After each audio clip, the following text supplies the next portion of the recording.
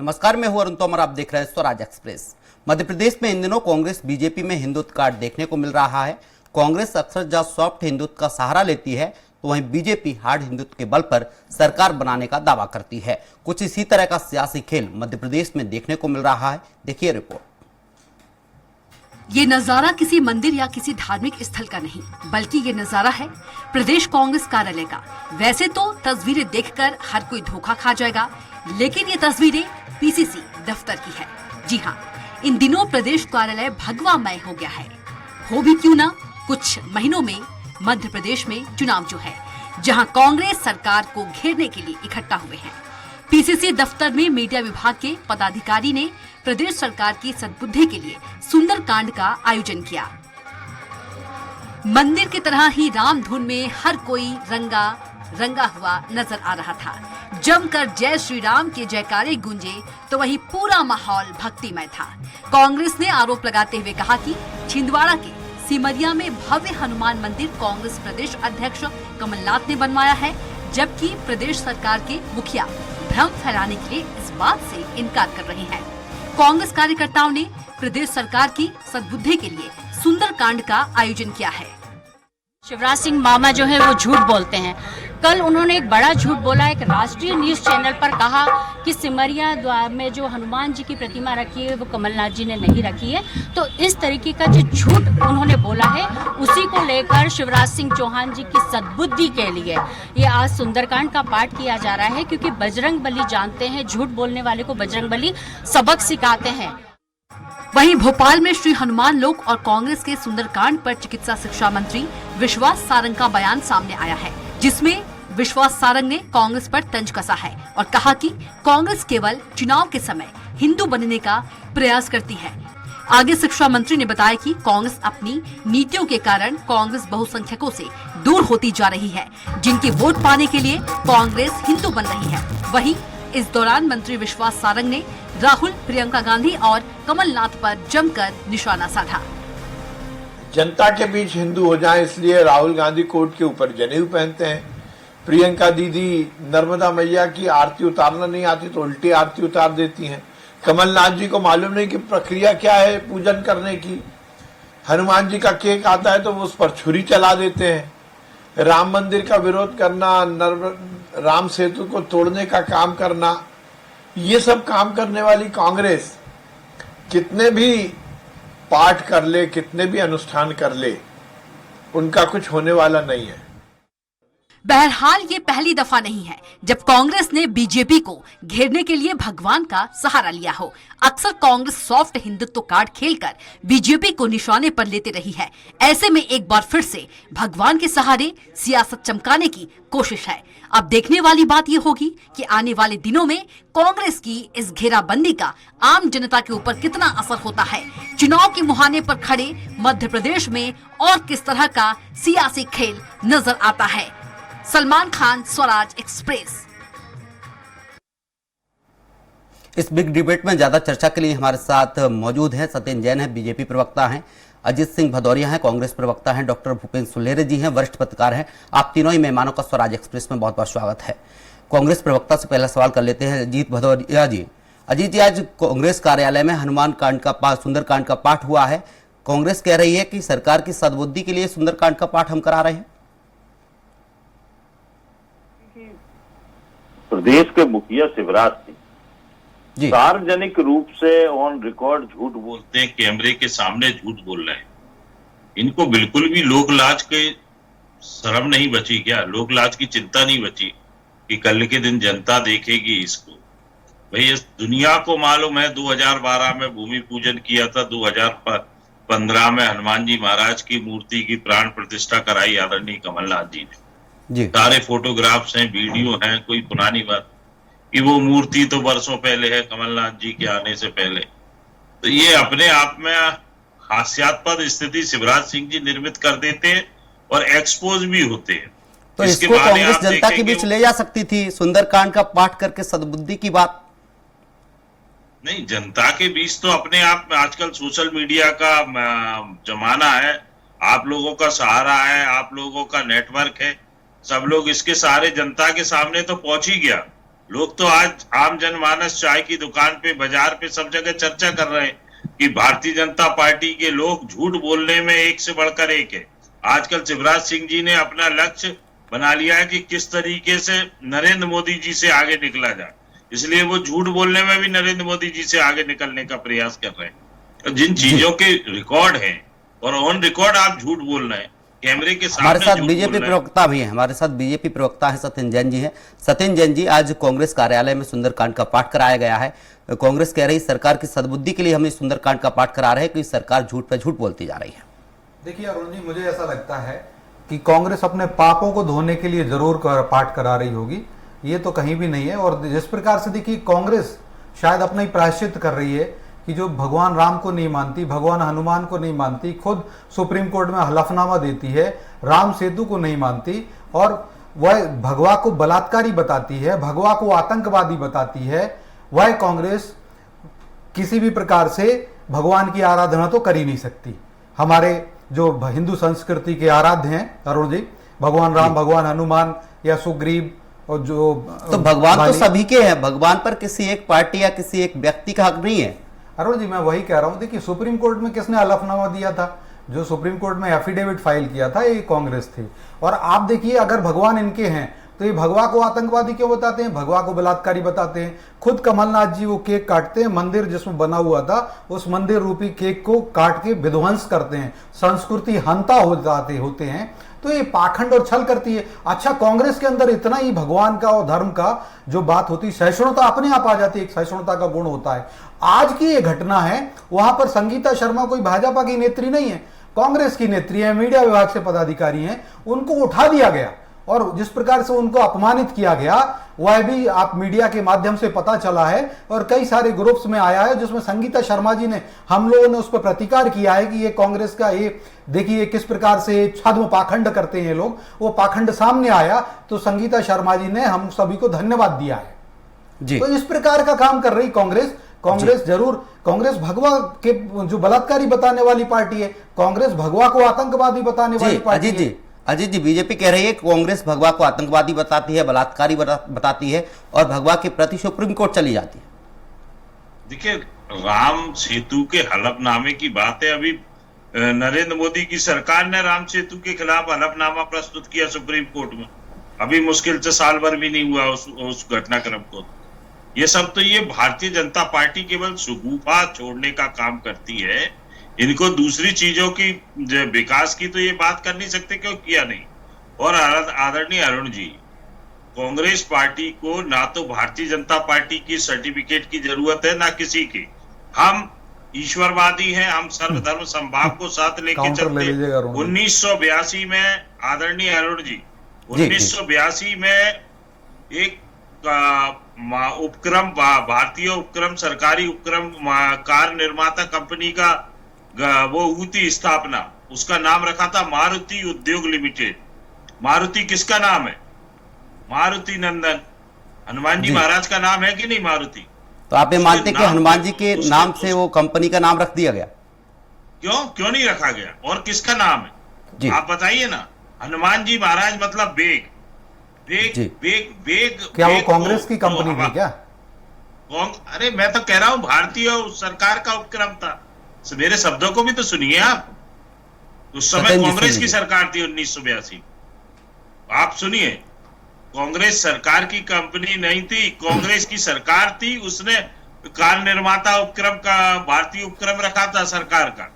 ये जैसे सारे उपक्रम है ना, BHEL वगैरह, इन सबको। और नरेंद्र मोदी जी इनको विध्वंस करते चले जा रहे हैं। चाहे कोई भी उपक्रम हो, चाहे कोई भी नवरत्न हो, अपने दोस्तों को बेचते हुए चले जा रहे हैं जी। हमारे साथ वरिष्ठ पत्रकार हैं भूपेंद्र सुल्लेर जी, हमारे पास वरिष्ठ पत्रकार हैं भूपेंद्र सुल्लेर जी। देखा जाए तो आज कांग्रेस कार्यालय में सुंदरकांड का पाठ हो रहा है, इससे पहले बीजेपी भी करती आई है। क्या सुंदरकांड की राह पर दोनों पार्टियां सत्ता में आने की कोशिश में है? बिल्कुल, इसमें कोई शक नहीं है कि अब जो सन 1980 में बीजेपी का जो पार्टी का निर्माण हुआ और पार्टी ने हिंदू हार्डलाइन पे जो चली और उस हार्डलाइन पे बढ़ के आज, जैसे चाहे आप 1989 का चुनाव देख लें या 92 की रथ यात्रा देख लें, और जिस तहत से रथ यात्रा से ये राइज करी थी हार्ड हिंदू पद्धति और हिंदू हार्डलाइनर के द्वारा, और ये सत्ता के पास पहुंची, करीब पहुंची थी। आज वह मुख्य बिंदु पे है और जो कांग्रेस थी, कांग्रेस को ये समझ में आया कि हम अल्पसंख्यक की जो राजनीति कर रहे हैं हमको भी मुखर हिंदू बनना पड़ेगा। लेकिन दुविधा कांग्रेस के पास ये है कि ये चुनाव के ही टाइम पे मुखर हिंदू बनते हैं। ये जो एक पद्धति है कि यहाँ पे सर्वधर्म, जो अभी प्रवक्ता बोल रहे थे कि कांग्रेस के कि हम समभाव रखते हैं, सर्वधर्म रखते हैं, लेकिन जो अभी देखा जा रहा है, मुखरता का प्रतीक देखा जा रहा है, ये अभी चुनाव अभी बिल्कुल करीब हैं और उसका ध्रुवीकरण करने के लिए ये हिंदू वोट के लिए कर रहे हैं। अगर ये पद्धति, ये निष्पक्षता अगर रहती तो शायद इसको अभी आज ये दावेदारी हो रही है कि क्या ये हिंदू टैगलाइन क्या सिर्फ या हिंदू देवी देवता क्या बीजेपी के हैं या कांग्रेस अपने बनाने की कोशिश कर रही है। जो इन चीज़ों में द्वंद्व चल रहा है वो सिर्फ राजनीति और सत्ता का केंद्रीकरण है। लेकिन अपन इस विषय से हट कर देखें तो सुप्रीम कोर्ट का एक फैसला आया था कि हिंदू एक कल्चर, एक संस्कृति है और जो एक रहने का एक सिस्टम है। हम तो ये कहते हैं कि हमारा तो ये मानना है कि अपना जो संविधान है वो भी निरपेक्ष है और अपना जो सभी धर्मों के लिए जो आर्टिकल 14 से लेकर 28 तक की जो व्याख्याएं हैं सभी धर्मों को समानता से दिया गया है। तो ये चीज़ें रहना ही चाहिए कि हमें अल्पसंख्यक बहुसंख्यक का जो विभाजन करते हैं, जो राजनीति के लिए राजनीति आ जाती है, तो पहले तो राष्ट्र होना चाहिए, उसके बाद ही धर्म आना चाहिए।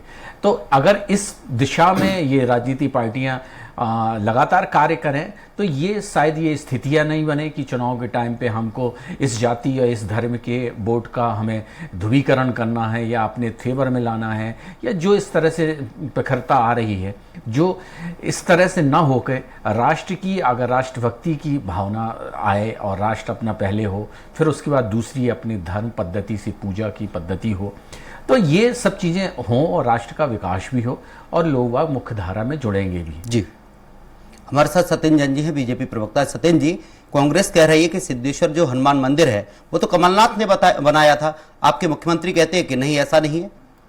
देखिए, मैं बता दूं आपको कि कांग्रेस जो है हमेशा ढोंग करती रही है और मैं कहता हूं जितने मंदिर हैं, एक मंदिर क्या, भारत के अंदर देखिए करोड़ों करोड़ों लोग रहते हैं, उन सब के लिए एक भगवान एक जगह प्रतिमा स्थापित करने से नहीं होता है। अगर कई लोग कर रहे हैं तो करें।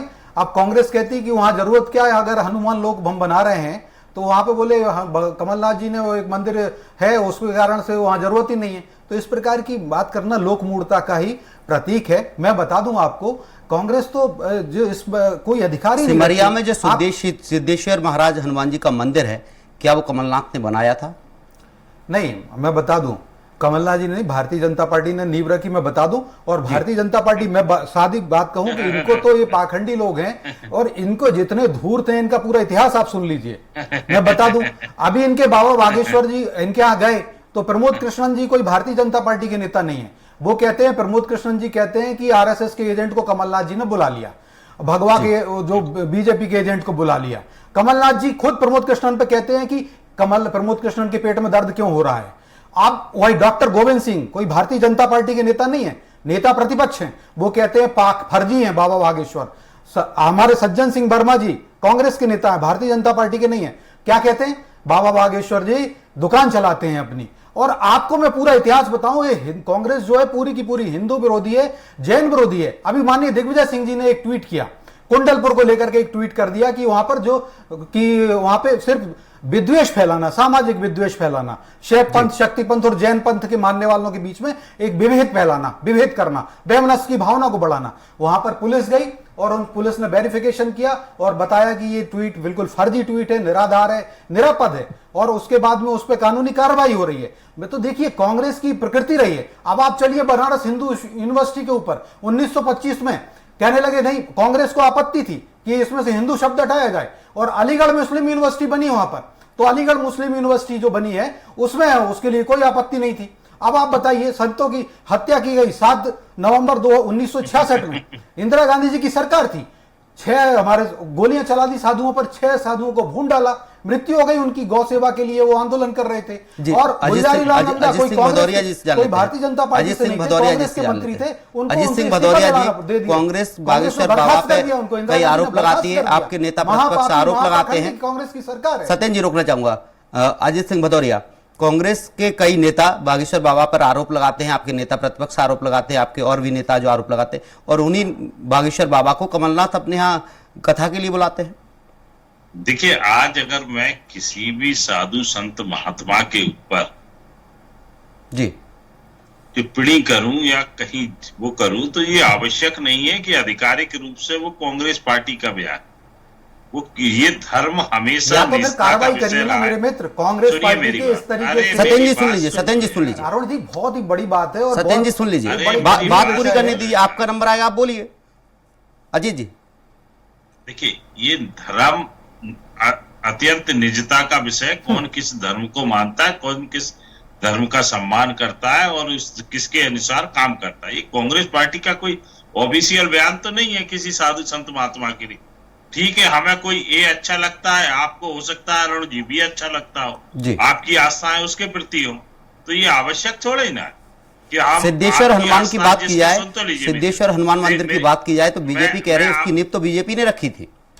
अब ये झूठ बोल रहे हैं, सरेआम झूठ बोल रहे हैं। इनको क्या कहें हम आपको, यहाँ बैठ के बकवास कर रहे हैं कि इंदिरा गांधी के समय 6 साधु मर गए।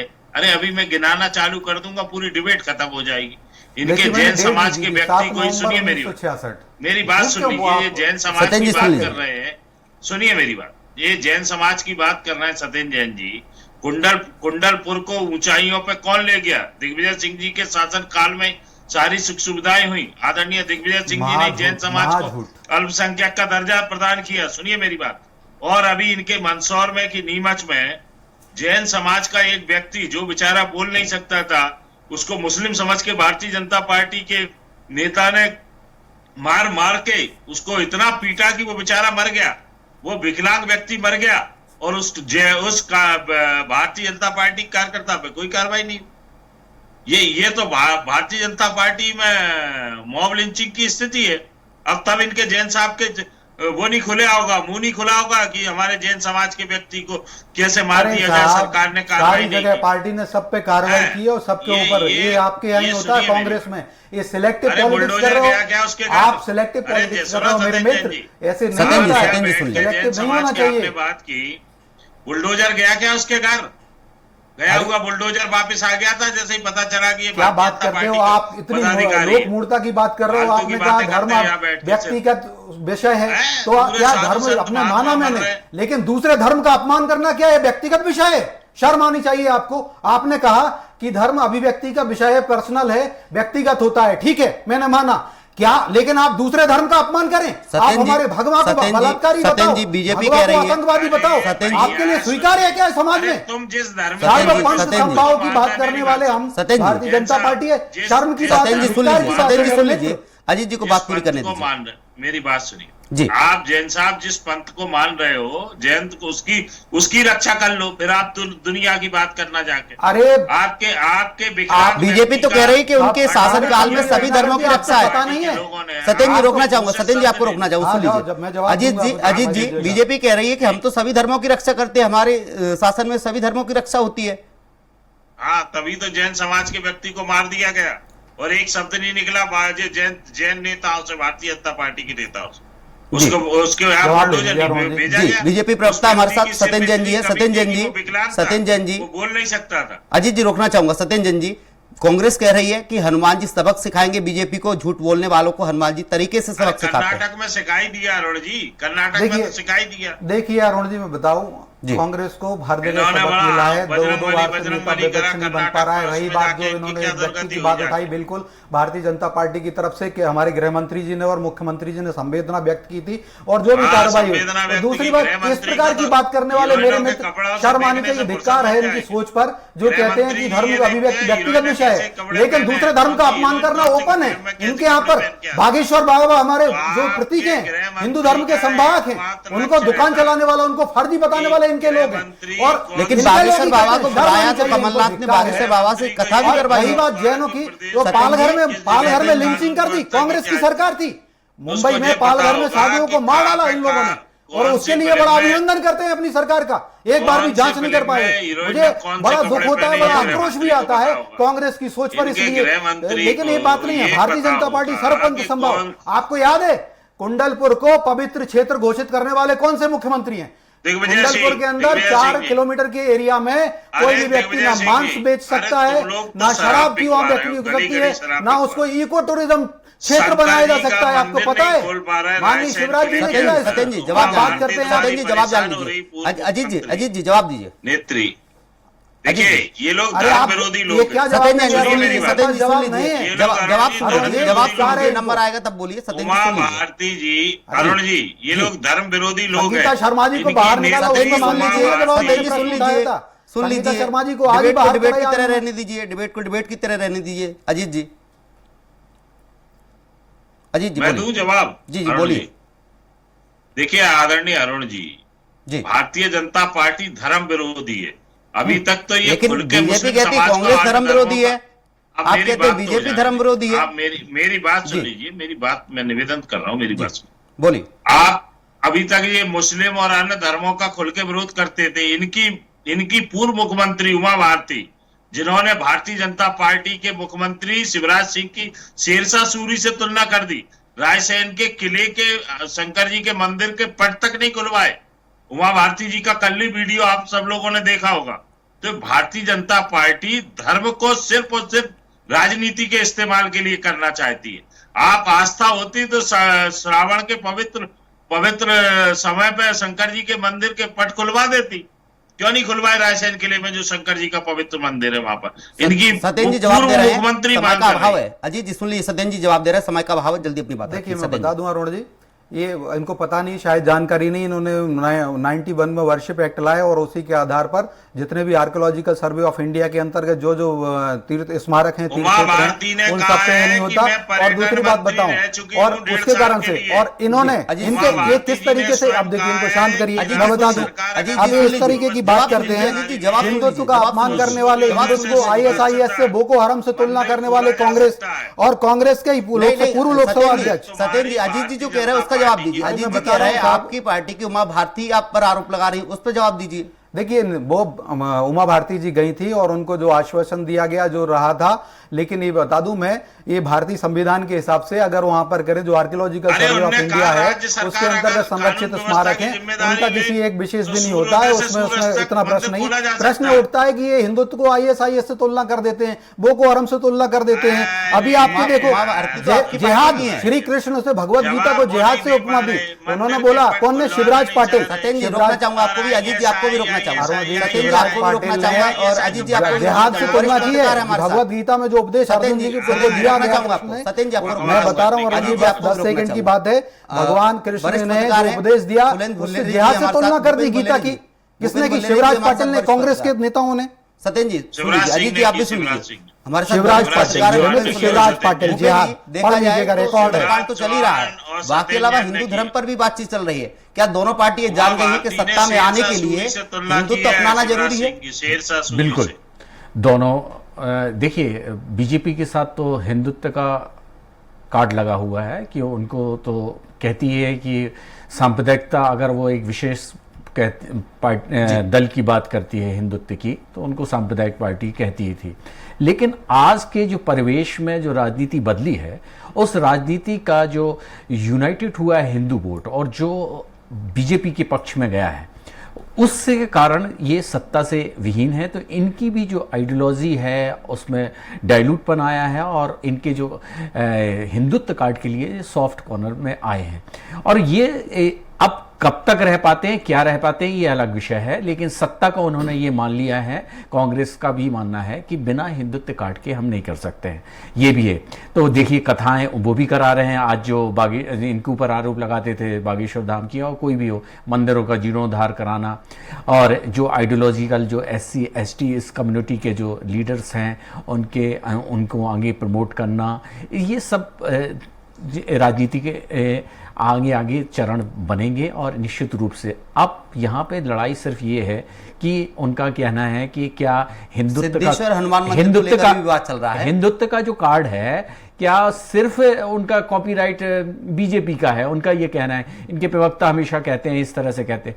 और ये अगर इतिहास देखा जाए तो बहुसंख्यक और अल्पसंख्यक की जो राजनीति और जो संविधान में भी व्याख्या की गई है, उसमें निश्चित रूप से हाश तो हुआ है बहुसंख्यकों का देश में, क्योंकि बहुसंख्यक होना एक सिर्फ वो नहीं है कि उनके अधिकारों का भी हनन किया जाए, और ये भी नहीं कि अल्पसंख्यक को विशेष अधिकार दिया जाए। तो ये एक समरसता तो लानी पड़ेगी इस राष्ट्र के लिए। अब ये महासंग्राम है राजनीति का, अभी ये विधानसभा चुनाव है, ये सेमीफाइनल है, समय का फाइनल हो। भूपेन जी अपनी बात जी, तो इसका कारण क्या है, फाइनल में ये और उग्र होंगे, इस हेडलाइनर बनेगी। और ये चुनाव क्या होता है, एक एक कंस्टिट्यूंसी, एक एक विधानसभा क्षेत्र, और जैसे मालवा है, चाहे बुंदेलखंड है, चाहे महाकौशल है, इन सब क्षेत्रों में प्रभाव पड़ता है, क्योंकि धर्मता एक सत्येंद्र जी समय का भाव हमारे पास, सत्येंद्र जी समय का भाव हमारे पास, समय का भाव हमारे पास।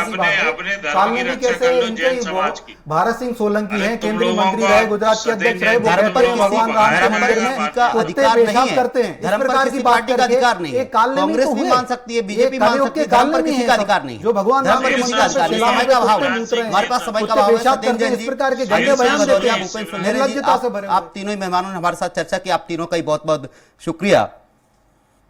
आज की चर्चा थी, इसमें कांग्रेस के कार्यालय में सुंदरकांड का पाठ किया गया है और कांग्रेस कह रही है कि सरकार की सद्बुद्धि के लिए हमने सुंदरकांड का पाठ किया है। फिलहाल के लिए हमारे बिग डिबेट में इतना ही। आप देखते रहिए स्वराज एक्सप्रेस। नमस्कार।